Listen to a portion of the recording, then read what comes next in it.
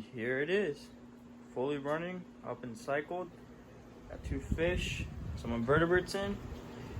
Let's go.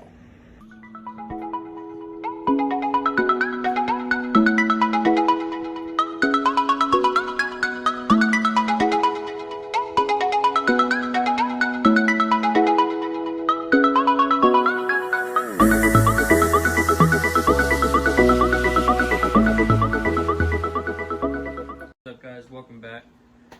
Today's video is just going to be on whole setup, everything I've done so far, what's going on with the tank, my plans for the future, those guys, dirty tank. So let's get straight into it. Alexa, turn on sump light. That's basically my refugium light. I got my 2 heaters down here. I need 2 because it's just one, it takes too long to heat up the tank, and second, it cools down too quick. So 2 heaters was my plan. I just threw my old heater in the refugium and my new one down there into the crap. What's it called? The protein skimmer section. And I did that because basically for this sump design, the water that's in here is totally separate from the water that's in here and in the back 3rd chamber back there. The 3rd chamber and the sump and the protein skimmer section, those are one section. It basically comes from under the socks down through this portion right here, and then there's a little slit in the bottom, and it flows over to that side, makes its way over to the back over there, and then to the return pump. The refugium, however, has this little slit where the heater and the carbon is blocking. As you can see where all those bubbles are coming from. So straight off of the intake, where it doesn't even go through the socks, it goes straight into the sump.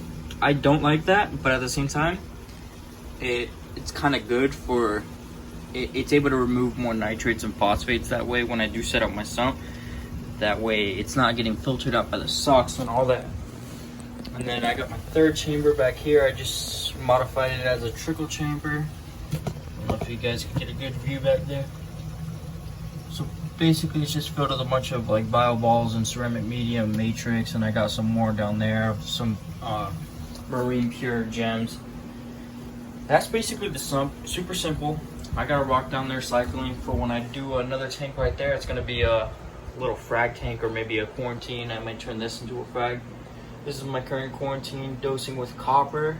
To be exact, it's gonna be cupramine. I'm doing 4 drops extra per gallon. So right now, I'm running a little higher, but that's also because I'm doing only a 10-day quarantine process. It is dirty as hell. Also because there was a red slime problem. The copper literally annihilated the red slime, and now this is happening. All the fish, including these guys, have gone through this tank. These guys on Wednesday of next week will go into here, into the main tank. Other than that, let me show you my DIY auto top off, and explain to you why I prefer that a gravity fed system rather than an electronically motorized system like those ATOs that you see like by Tunzi, the ice cap ones. So basically the gravity one is a lot more, how do I say, less problems you could face in the future. Let's say with one of these electric ones, right? You gotta worry about 4 things. I saw this in a video, so yes, I am taking it from him. I'm quoting him. I don't know who the video was, but I saw it like maybe a year ago. It was basically the 4 things you gotta worry about are: 1, your power, so you gotta have constantly power. 2, you gotta worry about the motor not failing on you, so that's an additional cost. 3, the actual pricing of the unit itself, which comes out to like, some of them are like $400. I am not doing that. And then the 4th one was always to keep your jug filled up. That one's not the biggest concern to me because, I mean, it's as simple as removing the jug and filling it back up. But I just don't like wasting electricity because I'm already wasting a ton of electricity here. And it's so much easier. All you got to do is just stick a tube in the bucket and then have a float valve in here. So the float valve sits right here. The original one would go in that hole right there, and the water level was so low in it that all the water that came from this chamber and the chamber behind was just creating a bunch of bubbles.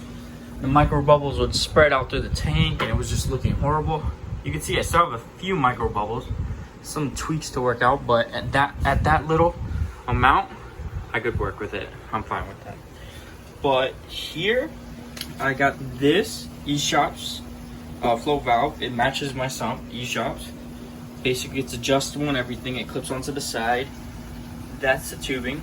So basically, the first time I primed it, which was basically sucking on the end of that blue tube until water came out, I plugged it in and I never had to worry about it again. Right here, if I take this thing out, if I can take it out, this is still filled with water right now. Like, it's not just gonna spill out because of gravity. So I usually, when I'm filling it back up, I'll usually jam it up under something up there, and basically what it will do is keep the water from flowing back out if anything happens, which nothing will. And then when I got my new bucket of water, I stick this all the way in to the very bottom. As you can see there, it has reached the bottom. So my tank eats about a gallon a day. I know it's ridiculous. That's not an accurate temperature. It's about 78.5. But I just keep it there to make sure I can monitor it better. But I waste about a gallon a day, so this is a 5-gallon jug. I'm probably gonna put a 10-gallon tank here or something, or maybe lace 2 of these buckets together. Not sure yet, because I do like these buckets for the fact that, as you can see in there, I got drops, so the condensation kind of sticks to it and it doesn't let as much evaporate. Don't know yet. Might get a 10-gallon, put a lid on it. Who knows? As for the future, it just works so much better. If I'm running really low and I'm on a rush, I'll just fill up this gallon jug. I'll pour it in there. That's enough for a day. And when I'm not in a rush, I can just take this whole thing out and set it on the side for a few. Go out, fill this jug, replace it with that one, or switch them out, and then stick the tube back in there. And it shouldn't have lost its prime because there's still water in there. So when that water level drops, it's just gonna start pulling out the water. And then the same here. So what else? You can see my 2 frostbite clowns in there enjoying life. I'm getting rid of that urchin. He likes to chew on all the wires. I've had 5 of these freaking thermostats, whatever, thermometers break because he just likes to chew on the wire. You can see I have a straight up diatom issue. That's not a problem to me because it's gonna go away. The previous owner, I just kept some of his rocks. I'll just put coral around those little freaking ugly spots in there. That's the rock work I did, by the way. It's a 90-gallon tank. Don't look at that stuff. I'm planning to put GSP all on that thing, so it'll just cover it up in the future. I am kind of lazy, as you can see. So here's another thing I had to do. So this is my dorsal pipe, dorsal standpipe. This was the original one that I made, right? The hole was too big and the piping was too small.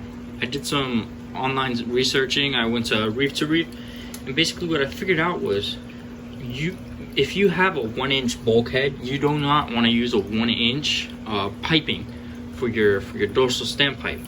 You want to use at least a 1 1/4 inch. The reason for that is they didn't know.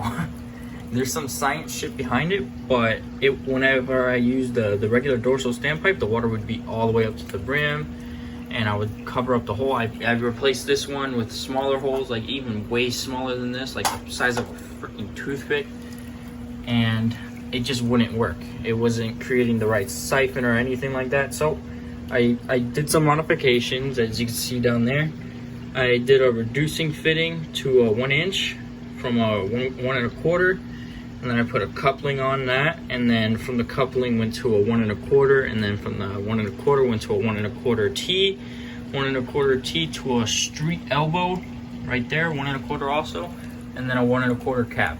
The 1 1/4 cap, I drilled a 1 1/16, I believe it was, drill bit through here, so it's about a little bigger than a toothpick, and oh my god, that's perfect. As you can see right here, if I cover up that hole, it creates a full siphon, and then once it opens back up, it's quiet.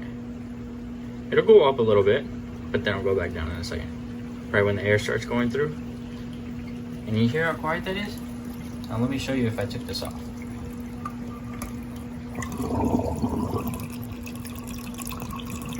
Yeah, I don't want to be hearing that all day.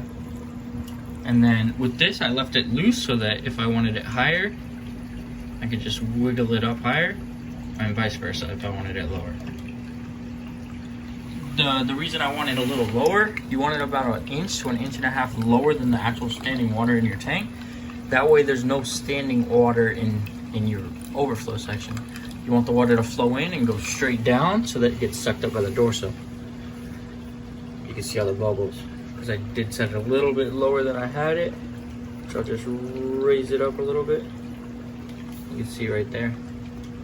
That's the perfect height. Just a little under the lip, because you know this is about right here. So that works perfect.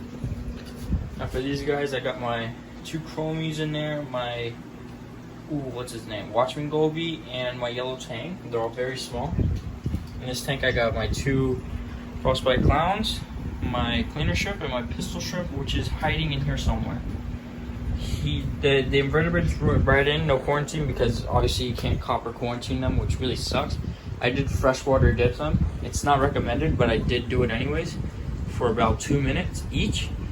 So everything that was in copper solution, or even wasn't, I just washed them all the salt water off and tried to get as much of the stuff off as possible. I do know that the invertebrates that were in my other tank were infested with, well, not the invertebrates themselves, but the tank was infested with ick, so I wasn't going to take that chance. So everything in here was freshwater dipped, then got thrown in here, just to try to rinse off anything that would be on it. And basically that's it, guys. Leave your questions in the comment section below. Remember to like and subscribe. I mean, it really helps me out. And if you haven't seen my video on the Red Sea 50 LED lights, it's got about 2,000 views right now. So if you could go check that out, leave a like and a comment in the description, ask your questions. I've been responding to every single comment in the comment section because I am not a big YouTuber right now. I'm actually very little. So if you feel free to do any of that, ask me any questions you got. And leave some recommendations of what type of fish I'm going to put in here, because I'm right now looking at mainly tangs, no angels, because I am going to do this as a coral tank. My lighting is already planned out. I'm going to do a T5 light fixture. Oh, it's going to look beautiful. Alright guys, tune in next time. Take care.